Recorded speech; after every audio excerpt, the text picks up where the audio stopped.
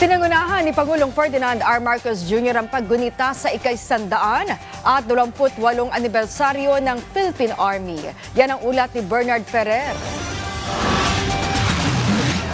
Kinilala ni Pangulong Ferdinand R. Marcos Jr. ang mahalagang ambag ng Philippine Army sa pagpapanatili ng kaayusan at seguridad ng bansa maging ang pagtulong sa mamamayan. Kasabay ito ng ika-128 anibersaryo ng hukbong katihan na may temang matatag na sandigan ng bagong Pilipinas. Sa kanyang talumpati, sinabi ni Pangulong Marcos Jr. na naging haligi ng lakas at katatagan ng Philippine Army, hindi lamang sa labanan kundi sa oras ng krisis at kalamidad.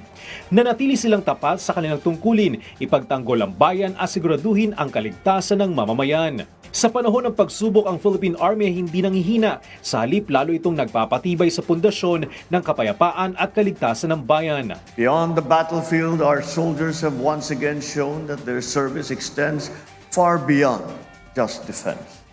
Whether responding to natural calamities or assisting communities affected by the recent volcanic activities such as what happens in Taal and the Canlaon volcanoes, they were our first responders.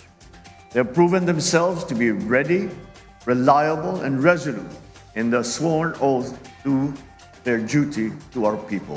Ayon kay Pangulong Marcos Jr., kung ang kahusayan ay susukatin, perpektong marka ang Philippine Army sa General Security of Military Information Agreement Evaluation. Patunay sa kanilang pagsunod sa pandaigdigang pamantayan at paghahanda sa anumang banta. Upang mas mapatatag din ng Philippine Army, ipinatupad ng pamahalaan ang iba't ibang programa para sa kapakanan ng mga sundalo.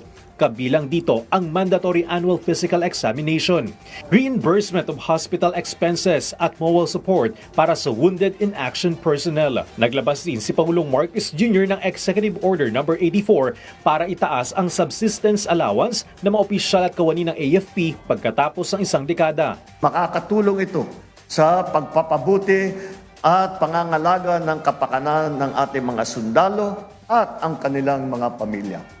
Isang dekada na po ang nakalipas mula nung huling tumaas ang kanilang allowance.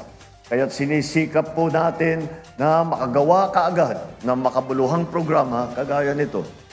Pagamat walang makakapantay sa sakripisyong kanilang ginagawa para sa ating bansa, umaasa naman kami na maalalayang kayo namin upang magampanan ninyo ng mas mabuti ang inyong mga tungkulin. Nag-alay naman ng sandaling katahimikan bilang pag-alala sa kabayanihan ng 26 na miyembro ng Philippine Army na nagbuwis ng kanilang buhay. Naging sentro rin ng programang Katihan 2025 exercise at pagkilala sa mga individual at unit na nagpakita ng natatanging paglilingkod at kahusayan. Bernard Ferrer para sa Pambansang TV sa Bagong Pilipinas.